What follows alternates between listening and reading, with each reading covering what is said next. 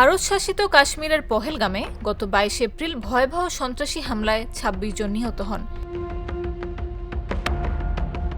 এরপর অপারেশন সিঁদুরের মাধ্যমে পাকিস্তানের বিভিন্ন জায়গায় আঘাত হানে ভারতের সশস্ত্র বাহিনী। পাল্টা হামলা চালায় পাকিস্তানও।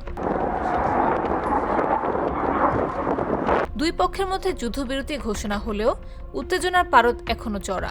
এমন পরিস্থিতিতে নিত্য প্রয়োজনীয় জিনিসের বাজার দর নিয়ে চিন্তায় রয়েছে পশ্চিমবঙ্গের আমজনতা। আমরা প্রত্যেকে অ্যালার্ট আছি, বিভিন্ন জেলার নেতৃবৃন্দের সাথেও আমার কথা হয়েছে। পরিস্থিতির সুযোগ নিয়ে কেউ যেন কালোবাজারি করতে না পারে, তাই শহর থেকে গ্রামের বাজারগুলোতে নজর রাখার নির্দেশ দিয়েছিলেন রাজ্যের মুখ্যমন্ত্রী মমতা ব্যানার্জি। পাঞ্চেত এবং তেনুঘাট মিটিং শেষ হওয়ার পরেও আমি হেমন্ত সোরেনের সাথে ৩ বার কথা বলেছি।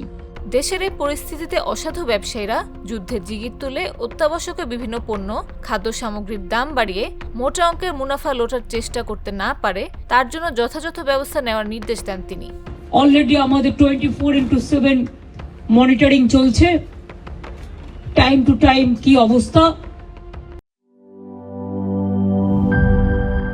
বান্ডেল থাকলে প্রতি সেনমানিতে টাকা বাঁচবে।